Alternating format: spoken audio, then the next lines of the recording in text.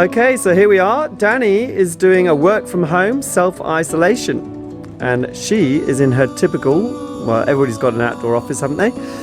So here we go. She's been toiling away for a few hours, and now it's time to unravel some muscles and just have a little bit of a break. So she is going to start with a bit of cat and cow from her office desk chair. So she just rolls through and does a little bit of back slump through the upper back, and then she arches the other way and looks to the sky. And then just do 2 or 3 repetitions, and then we're going to do a side bend. So you can anchor your arm on the outside or the armchair, or even just on the outside of your thigh. It's just to provide a little bit of anchor. And then you just reach up and over. So you're stretching those side muscles. And yes, you can keep your eyes on the screen.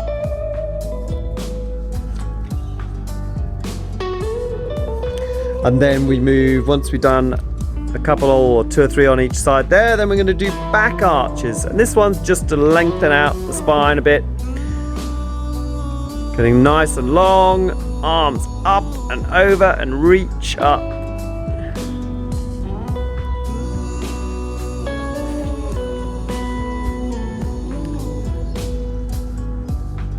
And then next we go into spine rotation. So this one we just need to push the chair back a bit. Now if your chair's got wheels on it, do be cautious with this one that you don't end up on the floor with when the wheels spin back.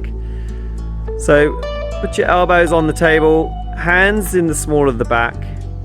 Just drop down the chest a little bit down into the middle, and then you just lift one elbow up, just get a little bit of rotation. So you're getting some rotation through the upper back.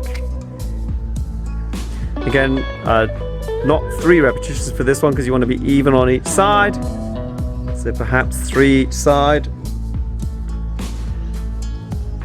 And then you've been sat down for a number of hours, so we want you to actually stand up now, and you can move around to the back of your chair, is probably the best spot. Okay, so off the back of the chair, you're just going to do a slump. So this one just really opens out the chest muscles. And just take a couple of really nice deep breaths. Breathe in, breathe out. And then once you've done the slump, then you can step forwards a little bit, use the chair, back of the chair as a little bit of support, hands on the top, and then you're just going to do some squats. So probably a little bit more than 2 or 3, maybe just try and really sink nice and deep, really stretch out. We're just trying to get some circulation going with the lower body.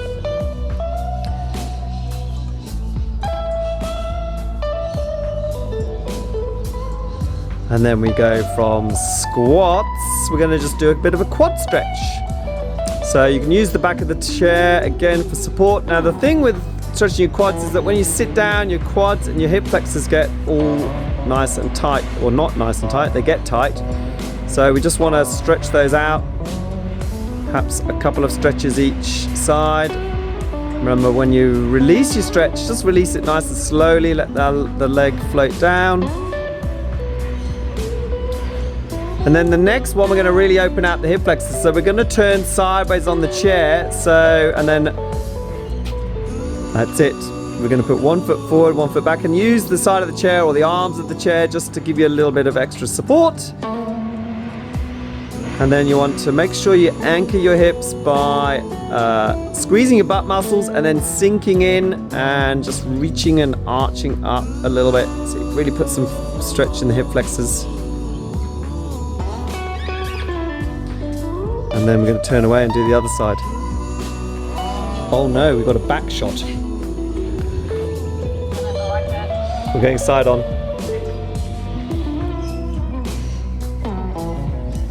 Okay, and then we're going to go for one last stretch on the hamstrings. So this one, you can either do standing, or potentially you could sit back down on your chair and just on the edge of the chair, extend your leg out and reach out for your toes. And just stretch the back of your hamstrings. So remember, when you're sitting down, your hamstrings get sort of tacked down. They get a bit tacky. You've got all your body weight sitting on the back of your hamstrings. So it's actually quite good to get up and get those moving and get those tissues sliding a little bit. And I reckon that will do you.